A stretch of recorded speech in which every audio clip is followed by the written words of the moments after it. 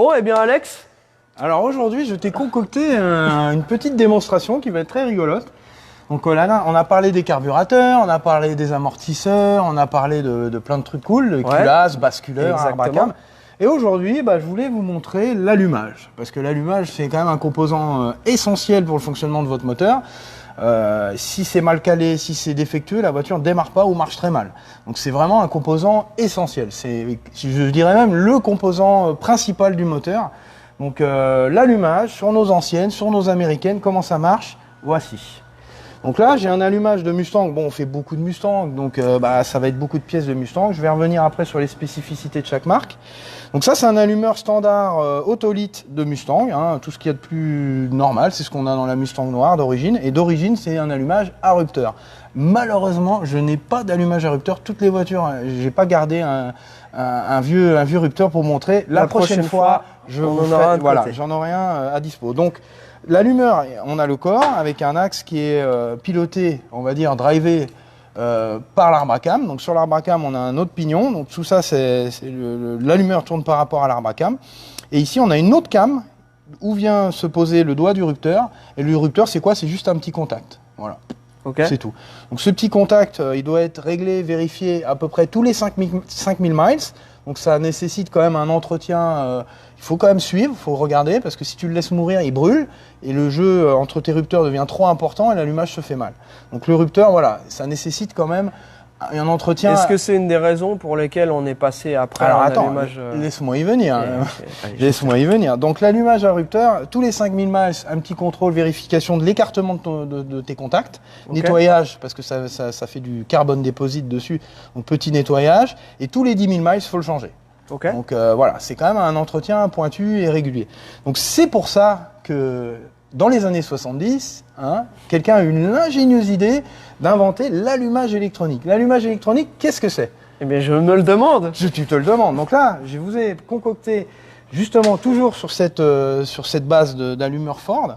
Donc on a donc la tête, celle qui distribue l'étincelle aux bougies, à chaque bougie. Donc là, on en a 8 parce que c'est un V8, 6 cylindres.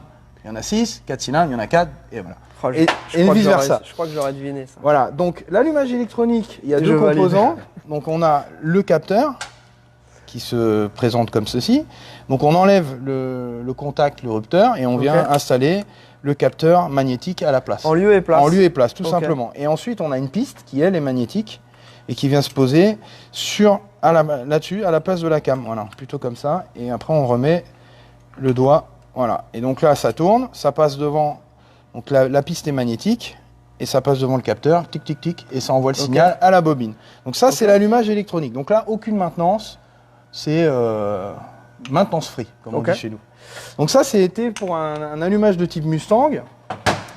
Ensuite cet allumage là, quand on le convertit à l'électronique, parce qu'il y en a plein qui veulent le faire, qui se disent mais les rupteurs, c'est beaucoup de travail, machin. Ça marche bien les rupteurs, mais ça nécessite un entretien régulier.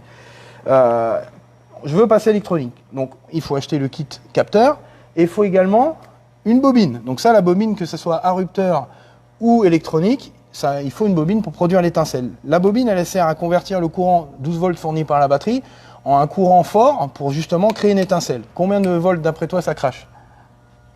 Oh là là, je saurais pas te dire. 20 000 volts. Ah ouais, ok. Donc sur un allumage à rupteur, on est aux alentours de 20 000 volts. Ce qui est déjà, tu en prends un coup, je pense qu'il y en a certains qui ont expériencé, moi le premier, ça te met une bonne châtaigne. Et quand tu passes à l'électronique, tu peux augmenter ce voltage jusqu'à 50 000 volts. Donc une puissance d'étincelle supérieure, tu peux écarter un peu ton électrode de ta bougie et avoir une plus grosse étincelle, meilleure combustion, moins de consommation, le moteur démarre mieux, meilleur rendement, meilleur rendement, etc. Donc ce qu'il faut savoir, c'est que la bobine, elle, est liée fondamentalement avec le système avec lequel tu le pilotes.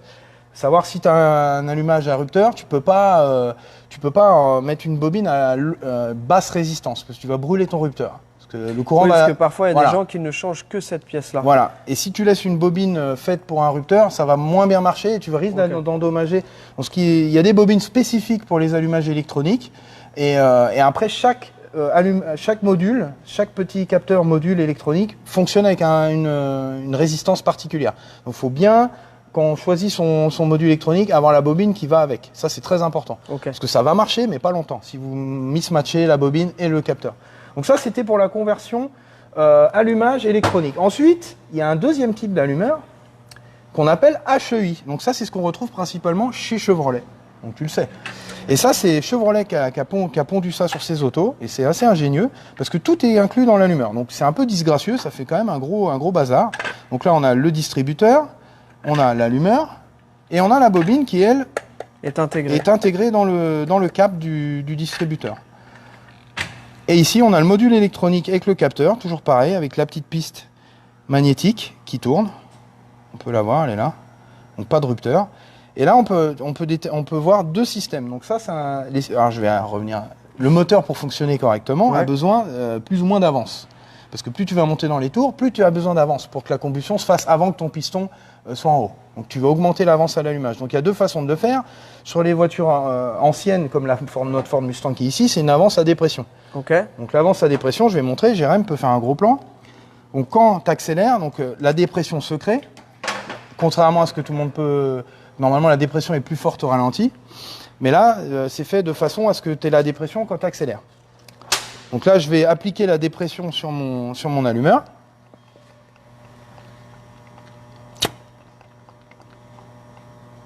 Et ça joue sur quelques degrés d'avance sur la dépression. Et en plus, cette voiture-là a un système d'avance centrifuge. Donc tu vois, au fur et à mesure de l'accélération, tu rajoutes encore de l'avance avec un système centrifuge, automatiquement. Voilà. Et ça, le réglage se fait en changeant ces deux petits ressorts-là. D'accord. Donc ça, c'est un peu le dernier cri de l'allumage électronique de série à distributeur. Voilà, ça, c'est sorti dans les années 80. Ok. Tu vois, c'est sorti dans les années 80. Et dans mi-80 est arrivée une révolution dans le système d'allumage. Donc les injections électroniques, les calculateurs. Et donc, on s'est retrouvé avec des bobines. Bon, ça, c'est une bobine de LS, tu sais d'où elle vient. Hein, oui. Voilà. Donc là, maintenant, sur toutes les voitures modernes, c'est comme ça. Il n'y a plus de distributeur, c'est fini. Tout ça, c'était l'ancien temps. Maintenant, on a un calculateur qui envoie directement l'impulsion d'allumage à une bobine qui, elle, fait tout. Elle envoie directement, elle transforme la basse tension en haute tension et elle envoie le courant. Donc maintenant, c'est simplement des bobines.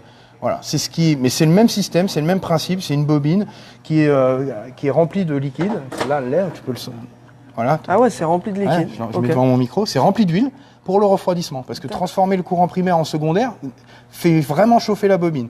Donc elle a besoin d'un liquide et là de l'huile pour refroidir. Ok. Voilà. Donc comment ça marche vraiment dans la vraie vie? Parce que là, maintenant qu'on a fait un peu le tour. Voilà. Donc je vous ai bricolé un truc à la Géo trouve tout. Voilà, avec une batterie. Voilà. Exactement. Donc là, attention au voltage. Hein. Là, on a un allumage MSD électronique blaster.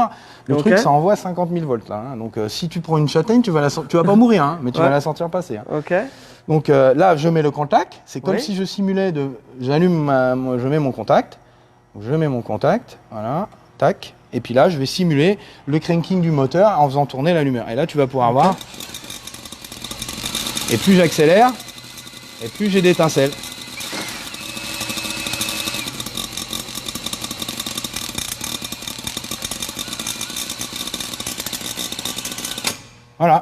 Voilà comment ça marche. Donc, c'est ingénieux, ça fonctionne bien. Alors là, on voit que l'étincelle est puissante, c'est une belle étincelle.